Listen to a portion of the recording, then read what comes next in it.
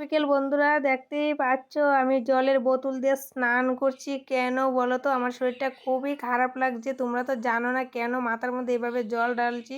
মানে আমি আর পারছি না, তার কারণ হলো গিয়ে আমি সকালবেলা সমস্ত আশেপাশে কাজ করে রান্না করতে গিয়েছিলাম। অর্ধেক জাল ধরিয়ে একটা এক পদ রান্না করে দিয়ে মাকে গুছিয়ে দিয়ে চলে গেছি আমি কলকাতা নীলরতনে। আজকে যাওয়ার কথা না, তো কাকিমণি বলছে আমি একা যাব, তুমি চলো। তো আমি কিন্তু গাড়ি ঘোড়া চলতে পারি না, থেকে যেতে পারি না। তো ওখানে কেন গেছি সেটাও তোমাদের সাথে শেয়ার করছি, বলছি আর কি। শেয়ার বলতে বলছি, কিছু তো দেখাতে পারবো না, কারণ ওখানে যে আমি কোনো ভিডিও বানাইনি। আর তোমাদের দাদাভাই গেছে, 2 দিন যায় দেখে এসছে। আমার কাকা শ্বশুরের শরীর খারাপ, তো উনি ভর্তি হয়েছে ওখানে, তার জন্য। আর আমি তো গাড়ি চলতে পারি না, যাওয়ার সময় কাকিমণি সিট পায় না, তো কাকিমণি একটা পেয়েছে, আমাকে উনি উঠে আমাকে দিয়েছে, কারণ আমার খুব শরীর খারাপ লাগছে। বলছে তুমি চোখ বন্ধ করে শুয়ে থাকো, এর আগে তাকাবা না, একদম শিয়ালদা যাবা তখন তাকাবা। তো তাই হয়েছে, কিন্তু আসার সময় আর পারছি না আমি।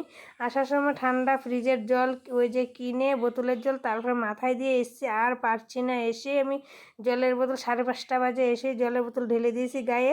আর আওয়াজটা কেন কমিয়ে রেখেছি বলো তো? আমি কিন্তু ভয়েস রেকর্ড না ডাইরেক্টই দিতে পারতাম, আমাদের পাশে তো মেলা হচ্ছে, তার কারণে যদি কপিরাইট পড়ে, তার কারণে, কারণ ভিডিওটা 1 মিনিটের থেকে বেশি হয়ে যাবে, হয়ে গেছে, তার জন্য আমি প্রথম কিন্তু ডাইরেক্টই করেছিলাম।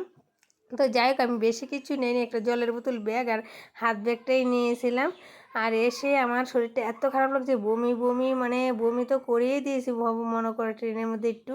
তো যাই হোক, এতটা খারাপ লাগছে আর বলে লাভ নেই বন্ধুরা, খুবই খারাপ লাগছে। তো স্নান করব, মাকে বলছি যে পেছনে মোটরের মানে ওইখানে, তো পেছনের দরজাটা খুলে দিতে দিয়েছি। ভিডিওটা আর বেশি বড় করবো না, এখানে শেষ করবো। যদি ভালো লাগে অবশ্যই একটা লাইক করে চ্যানেলটাকে সাবস্ক্রাইব করে আমার পাশে থেকে দেখা হবে পরের ভিডিওতে। আমি স্নান করতে যাই।